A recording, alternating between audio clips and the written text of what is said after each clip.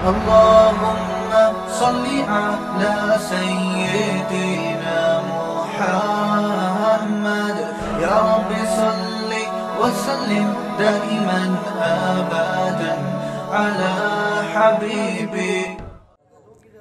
ہاں تو میرے بھائی یہ ہم جو میں یہ کہہ رہا تھا کہ قرآن میں اللہ کا ارشاد ہے ہم تمہیں آزمائیں گے بشیء من الخوف والجوع، کبھی بھوک مسلط ہوگی، کبھی خوف مسلط ہوگا، ونقص من الاموال والانفس، کبھی مالی نقصان ہوگا، معیشت تباہ ہوگی، اور کبھی جانیں ہلاک ہوں گی.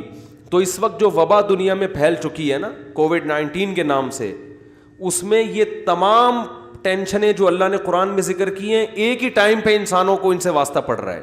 جانیں بھی ہلاک ہو رہی ہیں، معاشی ترقی بھی تباہ و برباد ہو رہی ہے، بے روزگاری لوگوں کی بڑھ رہی ہے. تو لوگ فون کر کے پوچھتے ہیں کیا کریں، بوکھلاہٹ کا شکار ہیں. بھائی ان بوکھلاہٹ میں غیر مسلموں کے پاس کوئی راستہ نہیں ہے سوائے ٹینشن میں آنے کا. ہمارے پاس راستہ ہے، وہ کیا ہے؟ قالوا انا للہ و انا الیہ راجعون.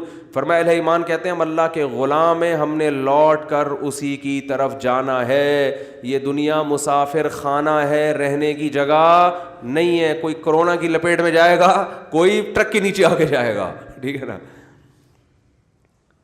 کوئی کسی بیماری سے جائے گا. جب رہنا ہی نہیں ہے تو کوئی جلدی جائے گا، کوئی تھوڑا لیٹ جائے گا. تو یہ اصل ہے ہی نہیں، اصل آخرت ہے. اور آخرت میں اجر کمانے کا طریقہ کیا ہے کہ اس آزمائش میں اللہ کو راضی کیا جائے، اس کا شکر ادا کیا جائے، ٹینشن زبردستی کی مسلط نہ کی جائے.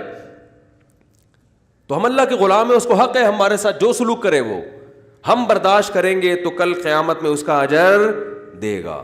تو اس لیے میرے بھائی اپنے آپ کو ڈپریشن سے، اسٹریس سے نکالو، احتیاط کرو. کرونا میں اتنی چھینکیں منہ پہ آ کے لوگوں کے چھینکنا یہ کوئی توکل کی بات نہیں ہے.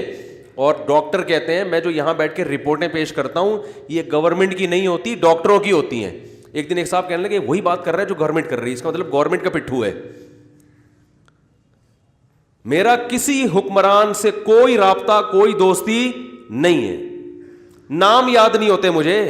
ہم بالکل الحمدللہ لوگوں کے پاس اگر جاتے ہیں تو کوئی لالچ اور کوئی امید لے کر نہیں جاتے.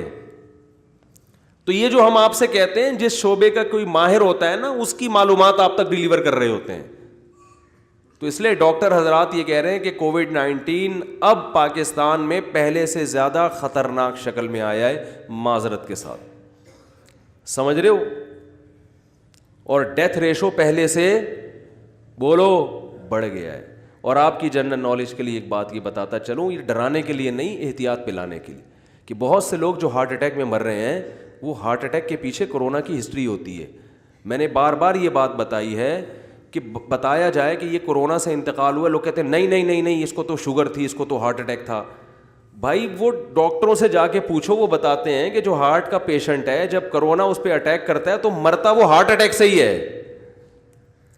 بسا اوقات ایسے ہوتا ہے مرتا وہ کرونا سے نہیں ہے، مرتا کس سے ہے؟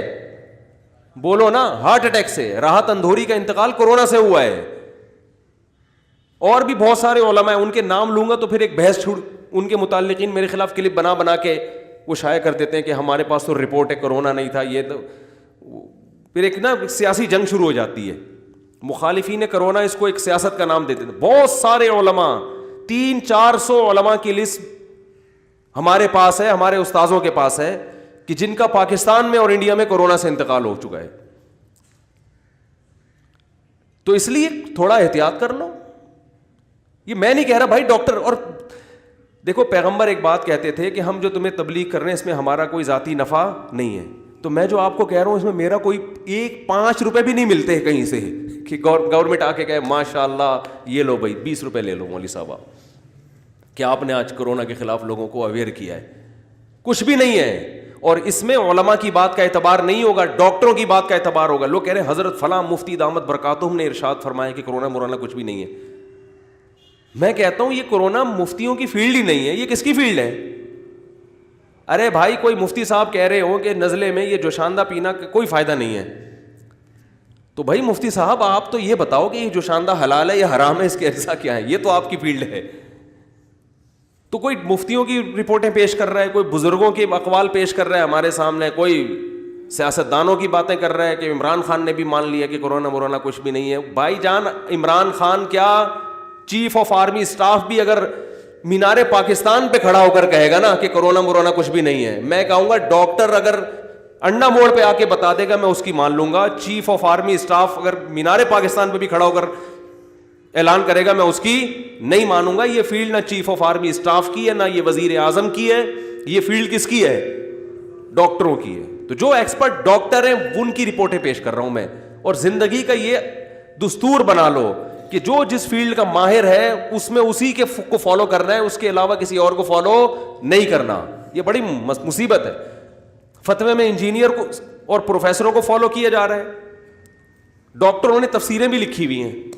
میڈیکل سائنس کا ڈاکٹر ہے, لکھ کے آ رہا ہے تفسیر. ابے بھائی تو چھوڑ دے یہ کام, یہ تمہاری فیلڈ نہیں ہے. تو ہر آدمی پاکستان میں ہر ایک کی فیلڈ میں کیا کر رہا ہے؟